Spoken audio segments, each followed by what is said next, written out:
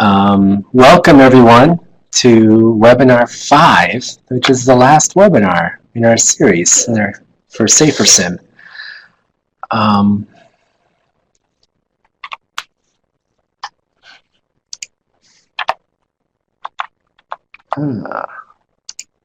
There we go. So I'm on the bottom row, second from the left. My name is Chris Schwartz. I'm Director of Engineering and Modeling Research here at the National Advanced Driving Simulator. And I'm part of the group that's been putting together these webinars, and I'm really pleased to be with you today and talk about data analysis, among other things. So if you've been with us throughout the whole series, we've taken you through an overview of simulation and design and scenario design, running studies, and now we're into data analysis. And you know, one of the themes that we're going to be hitting on several times today is that there are many things in data analysis, data reduction, things that we encounter on the back end that rely heavily on the decisions that were made earlier in the process, all the way back to designing your experiment. And if you're kind of smart about it and you think about things, you can make the data analysis and data reduction piece a lot easier. Or conversely, if you don't think about things, it can make working with the data on the back end really a nightmare. So hopefully I can mention a couple of things to get you thinking about that. And it's really appropriate that this is the last webinar in our series because we often find ourselves doing data analysis and being crunched for time.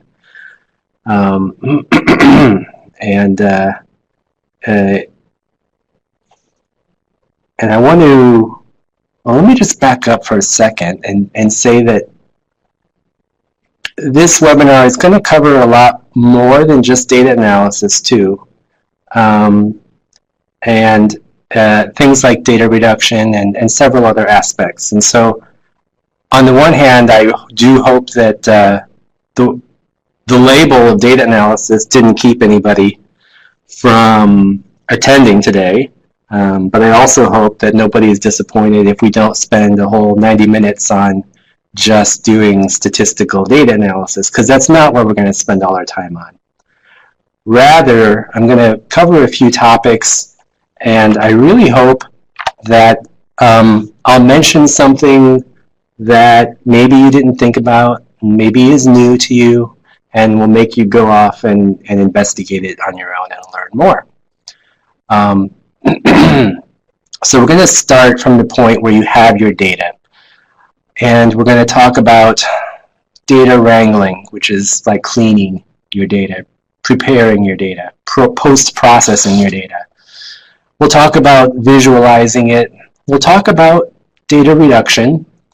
We'll talk about data analysis and modeling, which is something that some researchers would like to do. We'll talk about this idea of reproducible research, and then I'll cover a few resources that that have some links that you may want to go off and investigate. So that's quite a few topics other than just analysis, and I'm going to keep it. It's probably going to be more broad, and I won't be able to go into too much depth, but I hope it will be useful. So I love this quote. It's very true. 80% of data analysis is spent on the process of cleaning and preparing the data. So this is something that's been said for several years. I really do think it's true.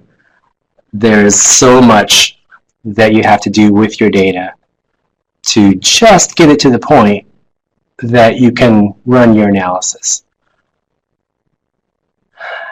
And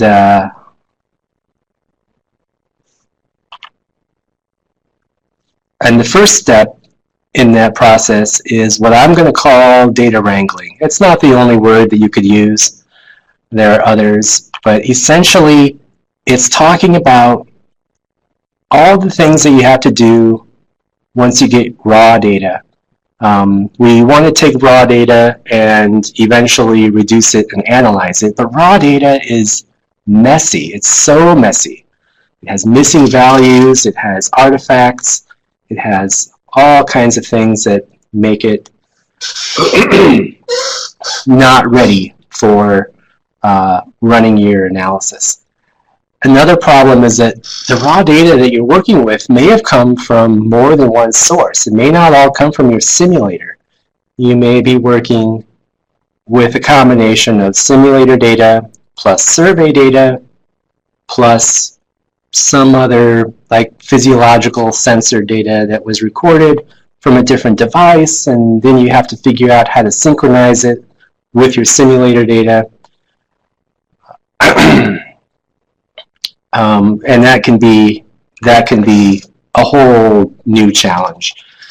We just did a study where we had a task in the cab of the car while they're driving an automated vehicle, and then when they're in automation, they would interact with this task, and we would log the touches and the presses of the tablet. But that data was stored in its own file that was time-stamped, and we had to try to synchronize it to the simulator data, and it turned out to be really, really tough.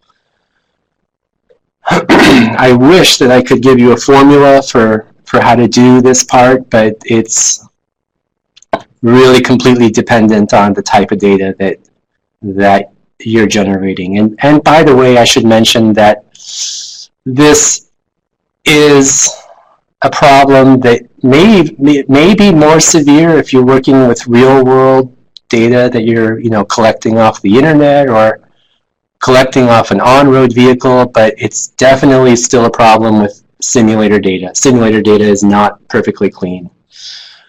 So we're talking about cleaning, wrangling, or munging, the process of transforming your data into a format suitable for reducing and analyzing.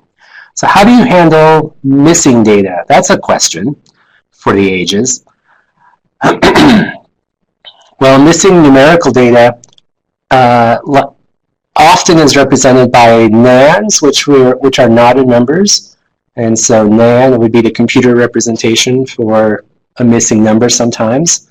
Or sometimes it might just be an empty cell, if it's in Excel, for instance.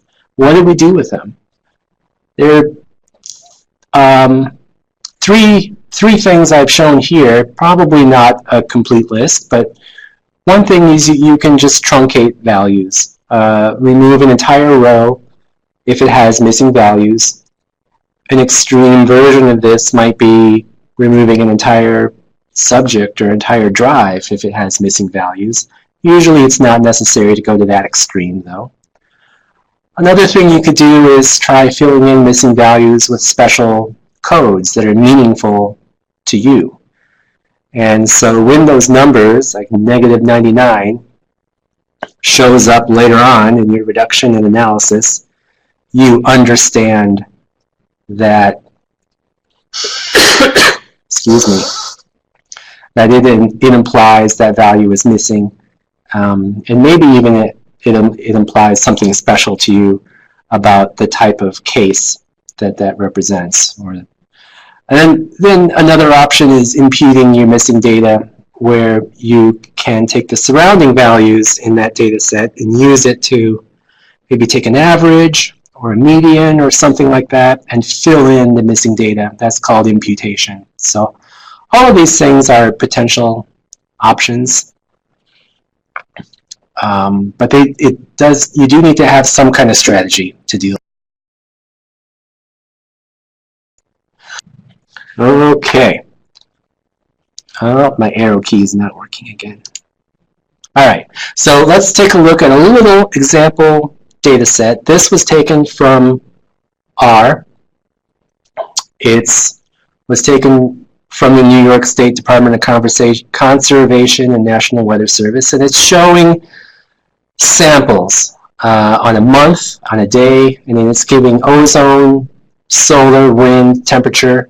Well, you can see that wind is there for all the samples, temperature is there for all the samples, but not all of the ozone readings are there, not all of the solar radiation readings are there, and so we have NA, which is R's version of not a number. If it were in MATLAB, it would be an NaN.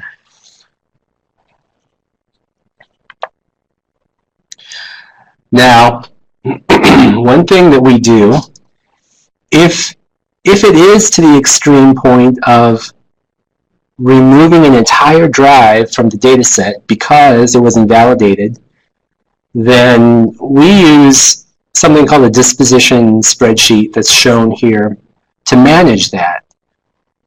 What we don't do is we don't just take those files for the drives that we're not using and throw them away.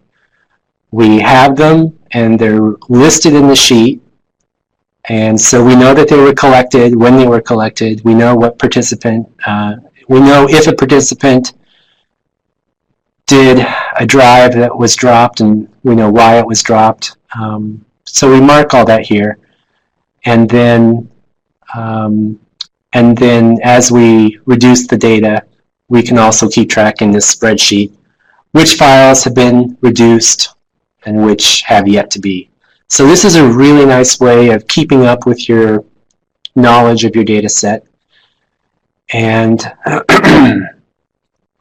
and this is an important step in dealing with missing data, because one of the things that happens, at least with us, I don't know if it happens with you, we have repeated drives. Like for this subject 2, there are 3 practice drives. Well, why are there 3 practice drives? I don't know. They had to restart 2 times for some reason. So this gives you a way to capture that information. So we call this the disposition spreadsheet, and it's a very useful tool to manage missing data. I'm going to go into data visualization a little bit and go through a little case study to show one of the ways that we use visualization. But there are many ways that you can use visualization, and there are many reasons why it's so important. And one of the things I will say is that understanding your particular simulator and its quirks and idiosyncrasies is really vital to your success. And using data visualization is one way to gain that understanding, and it's and once you have that understanding, you know exactly what variables you need to look at and that can tell you right off the bat whether things have been working well or whether things have gone haywire.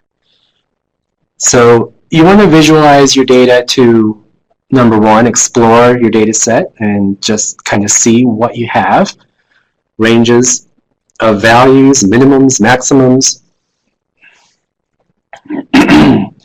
But also you can visualize your data to debug the process that you're using.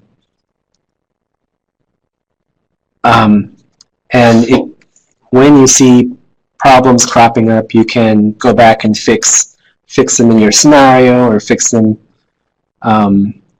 wherever they're popping up. So doing this early on in the process, as early as you can be really helpful. And then, of course, we all know that visualizing data is critical to communicating your results with others. But the point that I want to make on this slide is that while some people focus on that part, it's useful for so much more, and it's important to use throughout the process of developing your scenarios and your experiment and making sure everything's working well. So doing the data visualization can turn up equipment or sensor malfunctions, assumptions that you had made that are being violated, miscalculations, scenarios that aren't working, and this is an interesting one, unexpected driver behaviors, because we test our scenarios. I think that we test them rather thoroughly, but it always happens that once we put a naive participant in the simulator to drive our simulations. They always do something unexpected, out of bounds, and then we get to see what impacts that has on your data.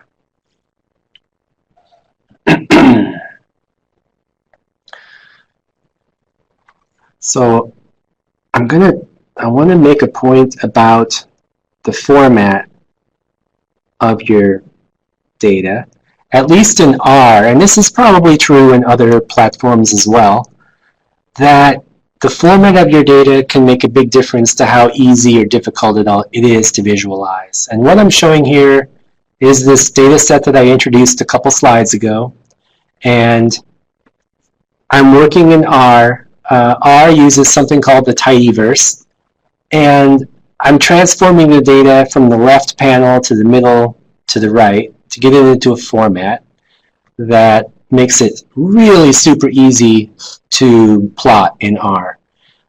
And it's not that I haven't even removed the nands, because you can see there are a couple of nands present even over on the far right. But what I have done is I've taken the sample, the types of measurements, ozone, solar, wind, and temperature, from a wide format into a tall format. So you can see in the middle one that you have ozone, solar, wind, and temperature vertically under the variable called variable. And you still have month, day, you still have the values, it's just that it's in a narrow but tall format. And then I went the extra step and I converted the month and day, combined them into a date format. And once you spend a little bit of time doing that in R, then plotting it is just a one-line operation. And I can even separate the three out by color or line type, or however you want. And so that becomes very easy.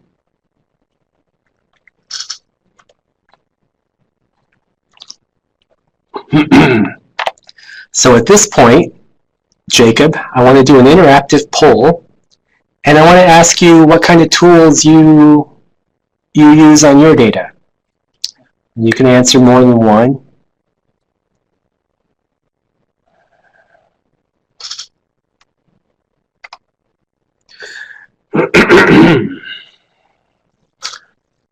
Wow, we love our Excel, don't we?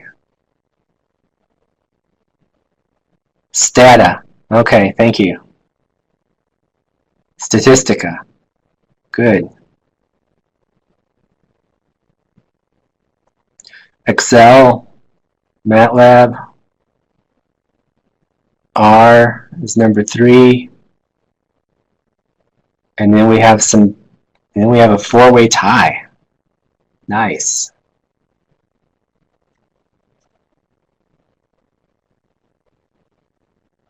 Okay. Well, I'm always happy to see MATLAB. MATLAB has been my primary language for over 20 years. I got into R probably 3-4 years ago, maybe. Something like that. I got into R a few years ago. Python, about the same. So I'm probably most comfortable in MATLAB, and then R, and then Python. I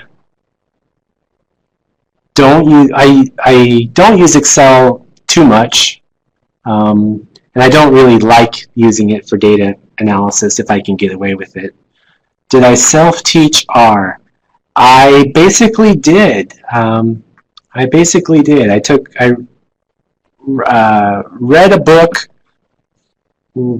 watched a few tutorials, and got some help from people who use it, but I didn't take any classes in it. So it's just been a kind of a long process. It really didn't make sense to me in the beginning, things about R, things about like the use of double brackets and the arrow and the line instead of the equal sign. The classes, the S3 and S4 classes, still don't make any sense to me, so I don't try to do anything object-oriented in R. But there is a lot you can do with it. All right, so I'm going to close this down. Thank you. Oops. Okay. So let's do a little case study in visualization. And this goes back to what I was saying, that visualization can be a key tool for you to diagnose problems and understand the artifacts of your data or your simulator. So lane position is a variable that's often of interest, and we like to see when people are swerving back and forth in the lane, if they're favoring one side of the lane over the other, if they have lane departures, if they do a lane change. And so you might get a signal like this, and you can use it to calculate SDLP or a number of different things. But when you cross the lane, you can see artifacts like this, and it's telling you that since you're getting lane position with respect to the lane that you're in, then once you change lanes, the center of your car goes over the lane line, then all of a sudden you're in a different lane and you're on the opposite side of the lane. And so it jumps from being positive to negative, or negative to positive, or whatever. What this particular artifact is telling you that at least you know that you went from you went into a lane that's going the same direction as the lane that you left. Whereas this next one, the red, you see the red, it sort of dips and it changes direction and it becomes a little valley instead of a bump. And that can happen if you change lanes and you move into a lane that has opposite direction of travel than the one that you left. So this type of thing is so incredibly important to understand, and by visualizing it, you get to see that effect. And it's something that's actually pretty hard to explain in just words. And the impact of it can be important. If you're calculating SDLP or average lane position, then obviously this is going to have a large effect on the value that you calculate, and you just need to decide how you want to handle it. So sometimes I go through a lot of effort to take that center bit and move it up by the width of the lane so that you get a continuous lane position that is relative to the lane that you started out in. So if you started out at the center of your lane and you're at 0, and then you do a lane change, a double lane change, then it might go up to 12 feet and then back down to 0. So that's one way you can handle it. And that takes a little effort to process your data and take care of that. Similarly, this one can be fixed by just flipping that to make it the blue one. Okay, so let's go into data reduction now. You know, sometimes data reduction doesn't even get its own topic when people talk about this. Data analysis is something that you can take a bunch of classes on, you can read a bunch of books about, but data reduction, while in my opinion just as important, doesn't really have a field of study around it. And so I'm going to point out a few things about data reduction that I hope are useful for you. So first of all, what is data reduction? Data reduction to me means two things. One is you're defining driving epochs that represent events or segments that you're interested in.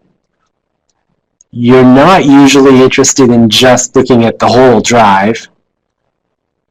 Rather, there's something that happens, you've designed events into your scenario, you have an incursion or you have an interaction between two vehicles or a vehicle and a pedestrian, And you want to analyze just those events. And so part of data reduction is narrowing down your data from whole drive to events or epochs.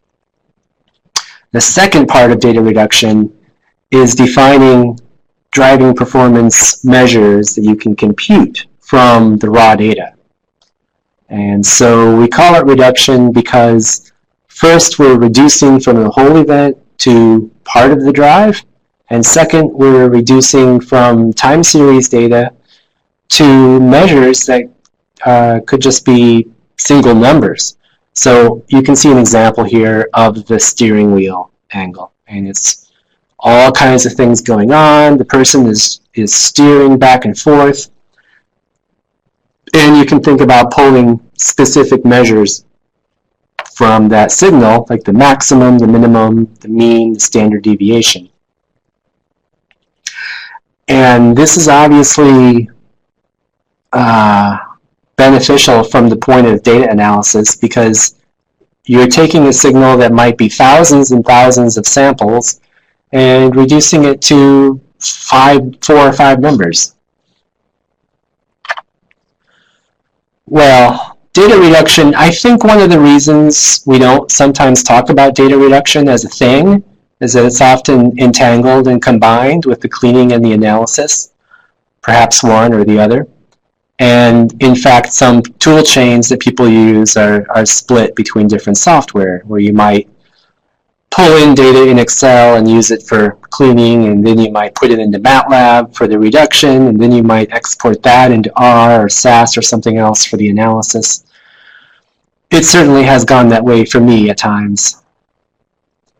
But I encourage people to think about data reduction as a separate step and realize what part of the process they're doing is the wrangling and what part of the process they're doing is the reduction and what part of it is the analysis. And one of the reasons that I would encourage that is that it helps you communicate what you did to people when you write up the paper or when you talk about your research with others.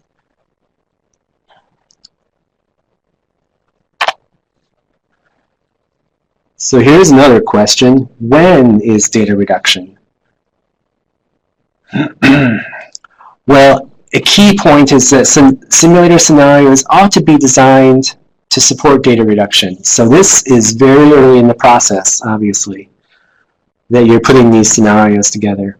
And one of the ways that this becomes important is that you can embed signals into the scenario that help you later on. And if you use a mini-sim or one of the NADS simulators, then you might know about something called log streams. Log streams are artificial signals that we have available, and you can write to them from the scenario. And so you can use a trigger that's based on a location in the world or a time or proximity with another vehicle or something to trigger an action, and the action could be just to write a number to a log stream. And then when it comes time to do data reduction and you want to be able to narrow down your data from the entire drive to the event, then if you've done it right, your reduction can be as simple as looking for the log stream and just using the frames where log stream equals 1 for event 1. And then, oh, let's look for the frames where log stream equals 2 for event 2, and where it equals 3 for event 3. So if you can be smart about it that way, it can make the data reduction a lot easier. I've had other reductions that have been absolute nightmares because for whatever reason I haven't even had good access to things like lane position, and I've had to try to replicate lane position or lane deviation from some absolute knowledge of the road. It's just been really, really tough. So the other point is that reductions should be tried out and tested on pilot data very early on. Reductions are things. Reductions are like writing a program. At least if you're doing it in MATLAB or R, it's like writing a program. It needs to be debugged. And there's always the possibility that doing a reduction and then testing it can reveal things that you want to go back and change in your scenario. So that's why you should try it out on pilot data. Also, just to make sure that you are in fact collecting all the data that you mean to be collecting. It really, really is bad if you collect all your data and then find out that there is this variable on acceleration of the car that you wanted but don't have. That's a bummer. And then it's also a good idea to periodically reduce the data during an experiment, perhaps daily or every few days, as a verification check. And this is one way that you can look for outliers, and then that can tell you that you had a driver that was behaving weirdly in some way. And so reduction, data reduction, meaning generating a set of measures like SDLP or average lane position or maximum steering or acceleration, and then seeing if those are in your expected range or if something is outside of your expected range. So actually that covers a big range of when, right? It's all the way back from when you're designing simulator scenarios to when you're running the study. And then obviously after the study is done and you have all the data and have cleaned it. So what are driving performance measures and what measures should you use? Well, I think that you're going to have to review the literature a little bit and see what measures people in your field are using. I know there's a family of measures that are pretty much standard for us, things like SDLP or different response times. And you may have heard those, you may have seen those in papers, and you may even think that you understand completely what they are. But people don't always mean the same things when they talk about certain words, as simple as they sound. And so I am a big fan of this SAE standard, J2944, on operational definitions of measures. And it's really a monumental work that Paul Green and his students put together and gives you some landmarks on what things mean and how to calculate them. So I think it's really good from that standpoint. Even things as simple as what do you mean by a lane versus what do you mean by a road? We should all agree on that at a minimum if we're all going to be doing driving simulation research and we want to communicate with each other about our results. Response time versus reaction time. If you don't know what the difference is, or you didn't even know that there was a difference, then you should go look that up. Headway versus gap. And then there are goofy measures like steering entropy that are so complex that it's actually a barrier to people using them because you have to do a lot of work to calculate them.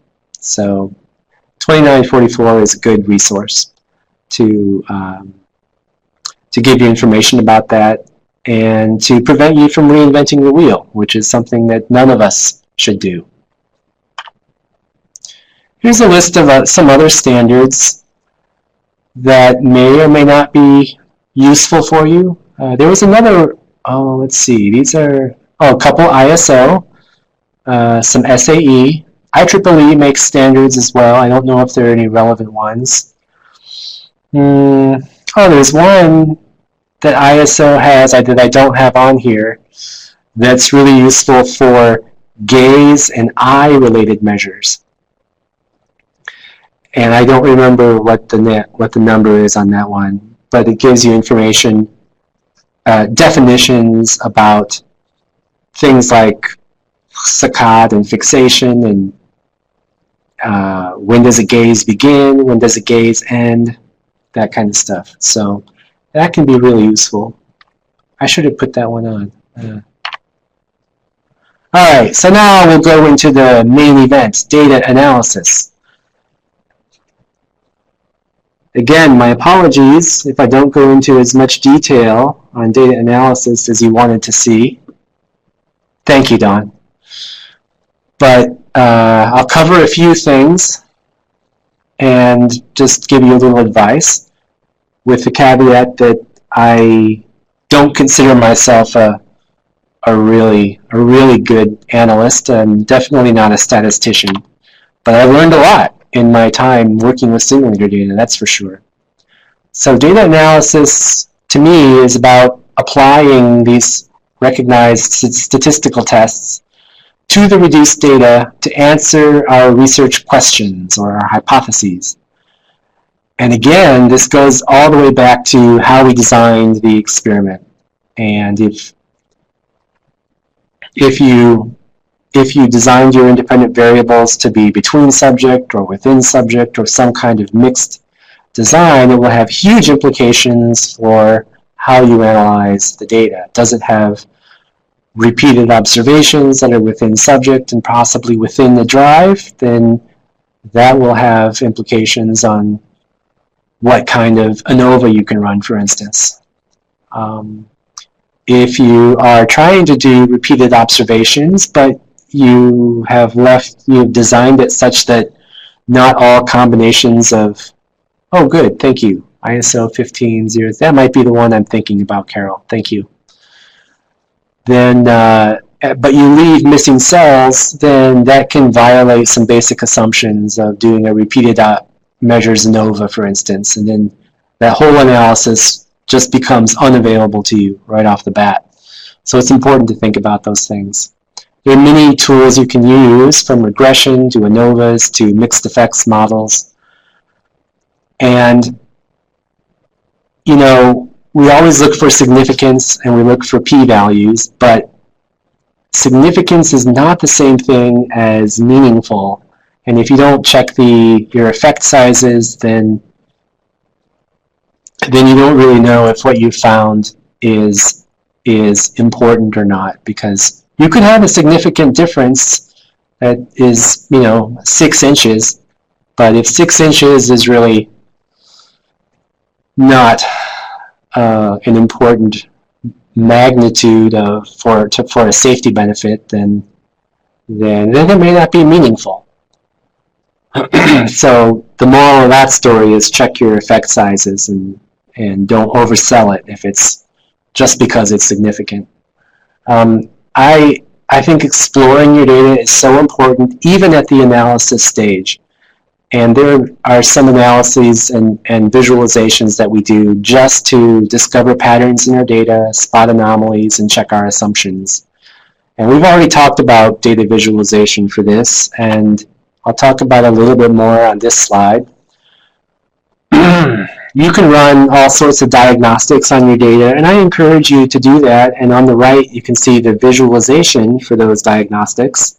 This is an example from R again, where it'll show data points that are outliers. And when you see outliers, I mean, you have to make a decision, or you have to at least review them and decide how you're going to resolve them. You might leave them in. You might find a justification to take them out.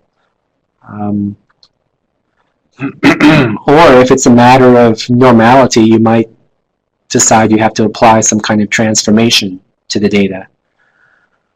So I would encourage everyone to keep in mind these tests and do the visualizations, do the tests for them, and then check on the requirements of your journal if you're publishing to see how they want you to report statistical results.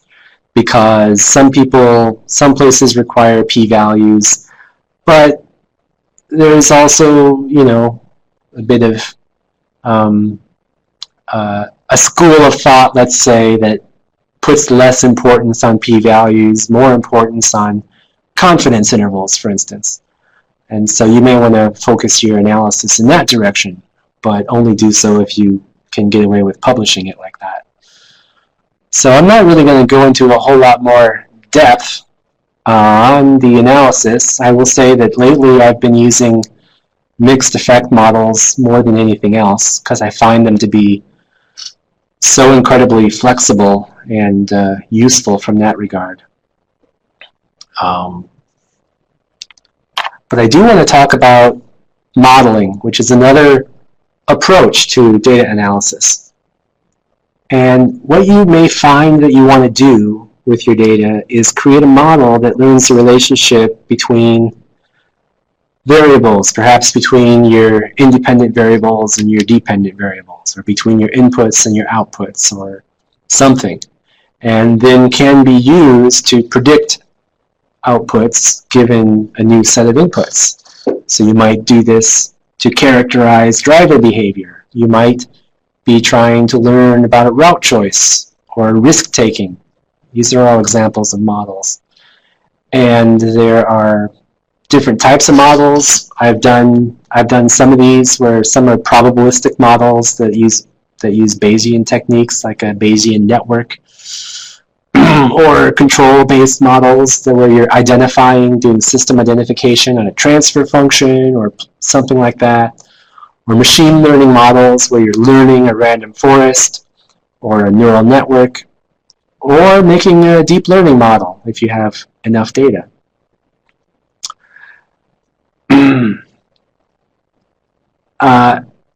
But the point of using a model is that you're trying to generalize. You're trying to generalize somehow from the set of data that you have into maybe getting some new data or making predictions. And so you can use your results and incorporate them into microsimulations where you're running a whole lot of new simulations, or like doing a MC analysis. And for these types of things, you might be running 10,000 new simulations. And then you can use that to perform maybe a safety benefits estimate, where you're taking the specifics. A safety benefits estimate, just to dwell on that for a second, is where you're taking data from a specific scenario that you designed, like lead vehicle braking, and then your driver has to avoid it, or they might crash. Well, that lead vehicle braking crash type appears in the wild as a certain representation in all the different crash types. And so you want to know, if you run your simulator experiment and you reduced crashes by 50% in your simulator experiment, well, what might you expect to see in the real world overall, given that the crash type that you're studying represents maybe 2% of the crashes, fatalities every year. So there's a lot to that, and there's a lot to think about when you try to make that kind of estimate. So that's kind of what modeling is all about. Let's talk a little bit about training and testing models. Well, there are a couple of things that we typically do. One is you want to reserve a set of data for testing, and so that you might use 80% of your data for training and reserve 20% for testing. That's a very typical thing to do.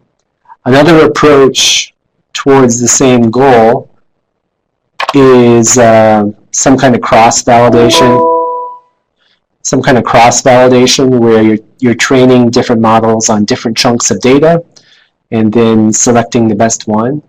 So both of these approaches are ways to prevent underfitting, overfitting, and just to make sure that you're training a good model. So underfitting would be like using a straight line when your data obviously represents a higher order polynomial. And overfitting would be like using a super high order polynomial, like a 10th order polynomial, when your data overall clearly is representing something much lower order. And then the middle one is the good fit. It's not perfect. It's not perfect, but it's okay. And the trap, though, the trap is that just looking at the accuracy numbers and the metrics for your model, you may find that after training, you're getting very high values because you have an overfitted model on the right. And there are extra steps you need to take to test that model on new data and make sure that it's not overfitted. Because what happens when it's overfitted is that when you apply new data that the model hasn't seen yet, the accuracy will start to go way down very fast. Okay, and then evaluating that model. There's a few ways to do that. I like to use the confusion matrix and ROC approach. The confusion matrix is basically a way to very simply summarize how your model did. Let's say it's a classification. And did it get the classification right, or did it get it wrong? And so you can write a confusion matrix that says my model classified it as A and the truth is A, or it classified it as A but the truth was B. And so if it's a binary model, you're going to have 4 squares in that confusion matrix. And from those 4 squares, you can calculate all kinds of interesting measures like accuracy, precision, recall. But then from that, we often go into a receiver operator characteristics curve, which is shown on the right. And the ROC curve actually represents an entire family of models, whereas the confusion matrix represents a single model. And so to make an ROC curve, you need to have some kind of parameter that you're varying to go through this whole family of models. So for example, if you're training a random forest, your random forest can give you probabilities, which is a continuous output on whether it's going to classify something as A or B. Well, you can use those continuous probabilities as the threshold in an ROC analysis, and you can do all this in one line of code in R, so it's not that hard once you understand what the heck is going on. And then it can generate this curve for you. And if you have very good models, then your true positive rate is going to be very large, up to 1, and your false positive rate is going to be very small as 0. And so intuitively, looking at that chart, you're going to see the curve go way up to the upper left corner. Whereas a model that's very bad is going to stay by that dashed line on along the diagonal of the box. And so because of that, one of the measures that you often calculate from an ROC curve is the area under the curve. You take the area under the curve, and if it's way up in the upper left-hand corner, your area is going to be that entire box. Whereas if you're along the diagonal line, the area under the curve is only going to be half of that box. So anyway, these are very useful tools for that. And now I'm going to leave data analysis and talk about reproducible research. This is another topic that I think doesn't get a lot of attention. Maybe it's getting more in recent history, but I think it's definitely worth talking about. I think, though, that it's kind of an aspirational thing, like, you know, the paperless office. It's very hard to get there 100%, but that doesn't make it unimportant, and it's still worth aspiring to. So let's talk about what this is. What is reproducible research? Well, We've talked throughout this series of webinars about designing experiments, running it, wrangling your data, reducing your data, analyzing your data, publishing results. Well, what if you had to do it all again from scratch? Would you get the same results? That's kind of a fundamental question, and it is a fact, unfortunately, that some large percentage of research out there cannot be reproduced. And I think some people who write about this come to the conclusion that that means that all that research is just wrong. I'm not sure if that's the right conclusion to make, but if it can't be reproduced by somebody, then that's a problem. Well, I don't want to go all the way back to zero for our discussion today.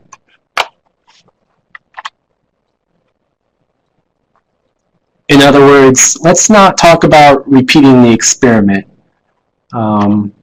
Let's talk instead about going back to maybe re-reducing the data, reanalyzing it, regenerating the results. There are lots of reasons why you might have to do this, not just once, but many, many times over the course of working with this data.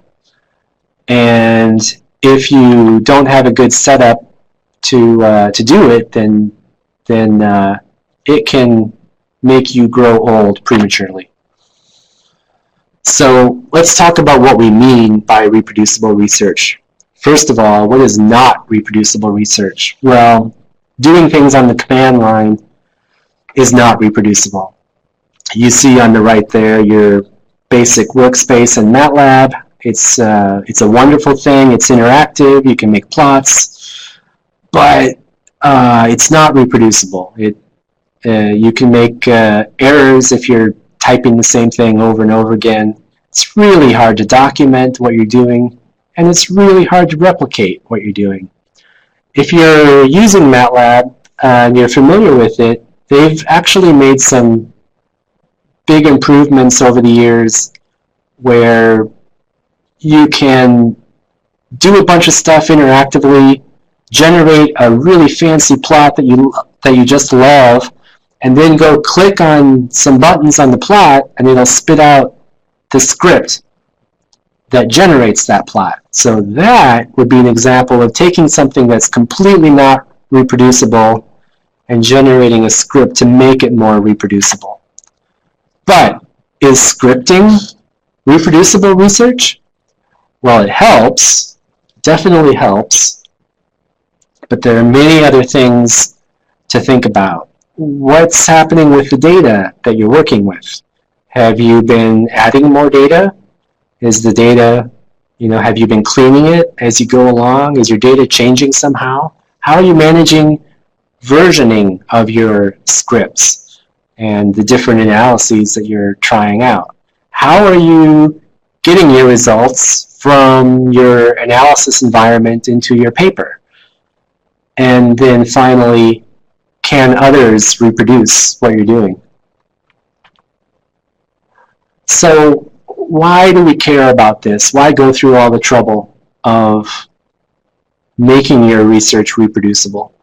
Well, I guarantee you that you're going to need to revisit one of your projects in 6 months or 6 years, and you're going to have to remember what you did, how you transformed those variables, what libraries you used, and maybe even have to reproduce it, reanalyze it, because you're interested in writing a new paper and you have a new question to ask. Well, yeah, if you haven't kept track of how you did things, it becomes almost impossible. You may need to go back and address things like editorial comments and reformat your plots for a different publisher. You may want to just publish to multiple places right off the bat, a paper, a report, a website, and you may want to share your work with others. And there's that link to the idea that most published research findings are false. It's a very disturbing statistic. And I think a lot of it can be alleviated if we all work towards this reproducible research goal. So what does a reproducible research framework look like? Well, I think it has 4 components for sure. One is version control, using something like Git or Mercurial. Newer versions of MATLAB have Git integration.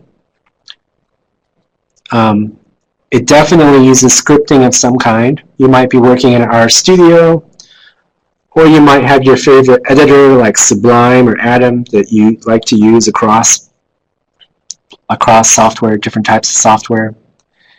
Here's the next step that's really interesting. It involves, or can involve, some kind of compiling of your data.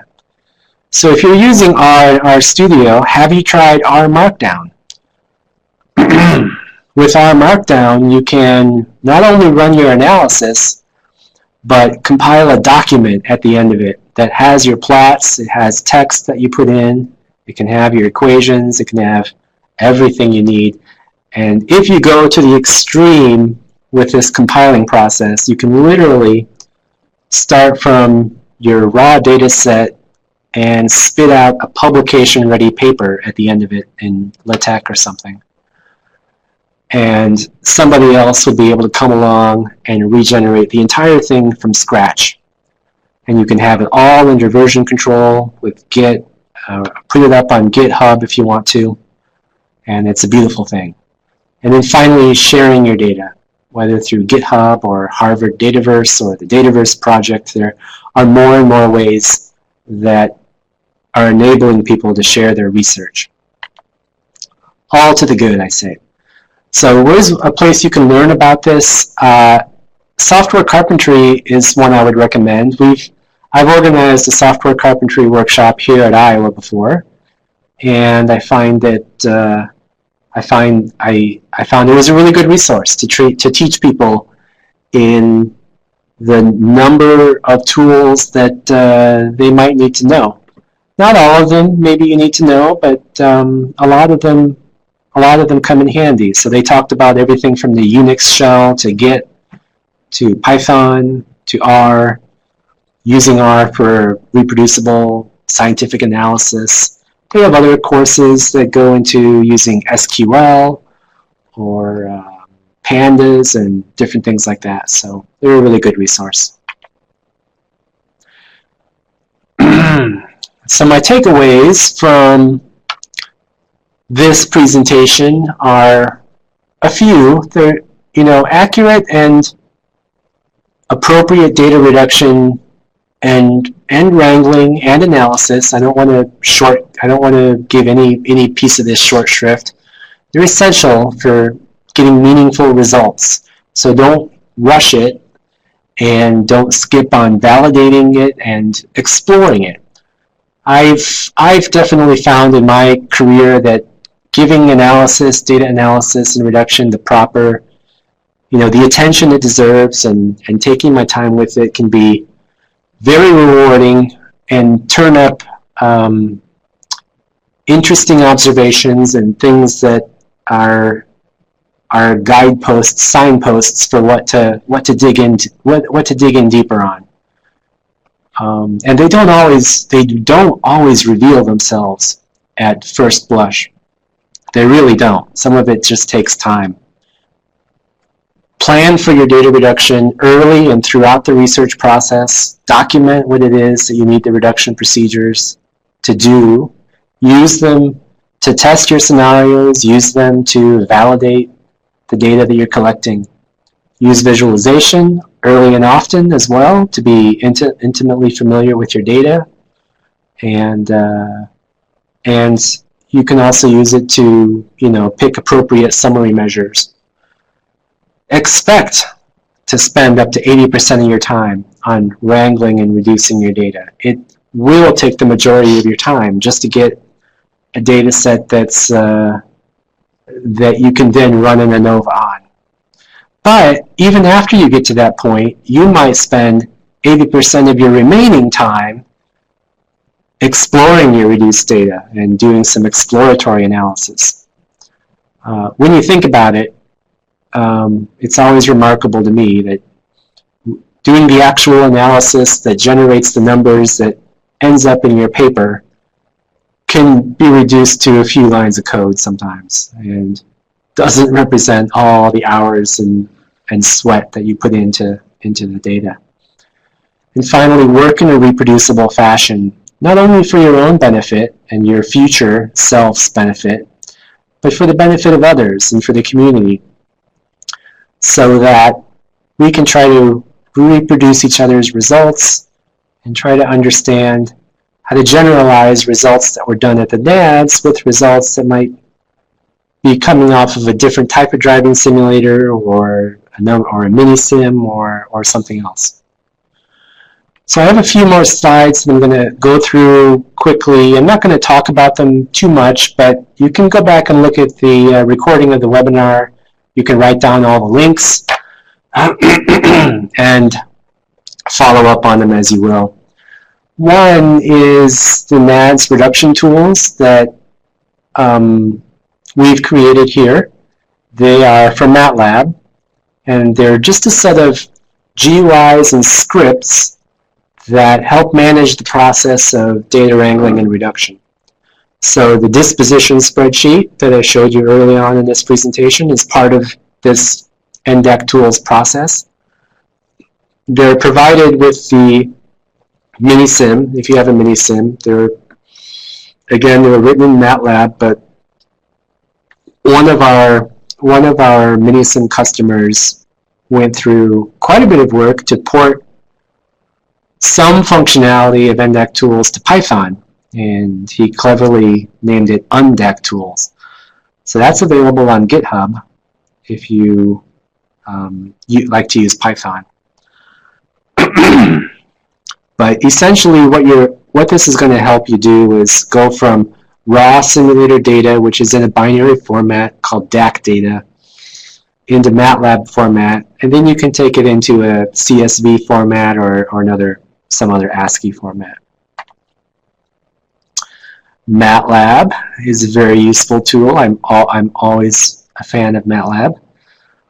But I do realize that if you're outside the academic environment, it can be expensive. It can be a pretty sizable investment. And so, going to something free like Python or R might make more sense. Well, when I'm doing reduction, I find especially useful the signal processing toolbox. The filt command would be one that I use quite a bit.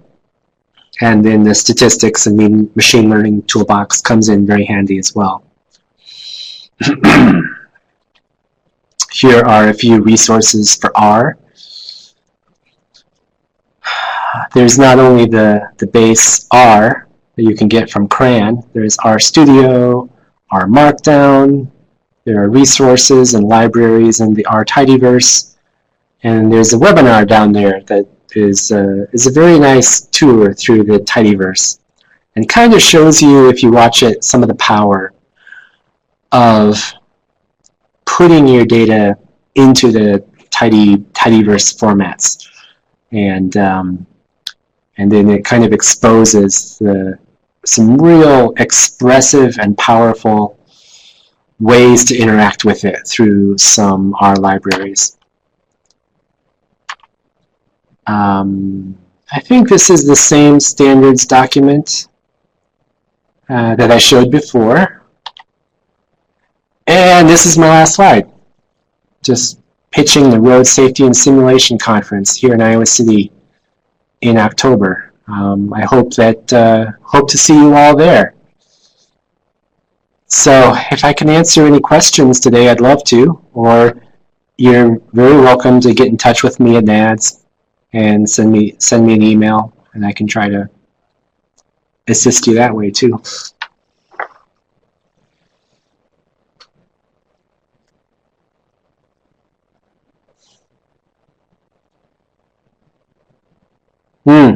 Yeah. Do you have any experience with Jupyter notebooks or similar tools? Thank you.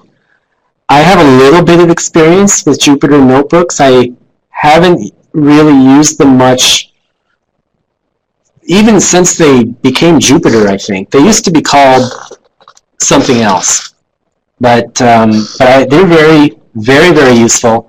And actually, if you use R Markdown, well, you can use R Markdown interactively and go through block by block, run that block, and it'll show the figures right below it. So there's a way to use R Markdown interactively, and it's kind of similar to Jupyter Notebooks.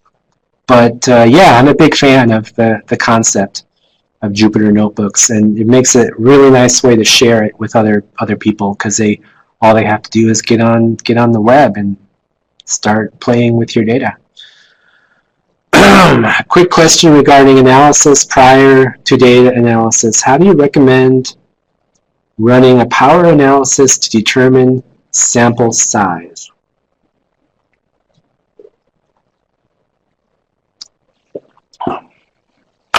Yeah, that's an excellent question. I just read an interesting blog post about this. I might try to find it and find the link. Well,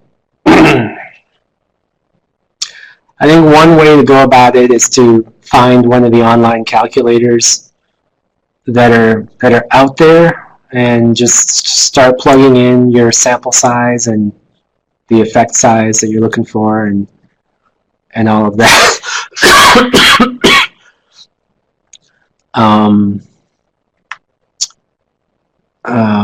Yeah, I think I'm going to have to probably punt on this one, since it gets a little bit beyond my statistical expertise.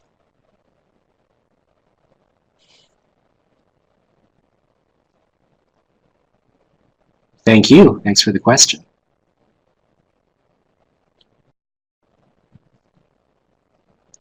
All right, looks like we're not getting any new questions in, so I think we'll wrap it up, guys. Thank you so much for participating, especially if you stuck with us through 5 webinars. We really appreciate your participation, and I hope that we've been able to help you out.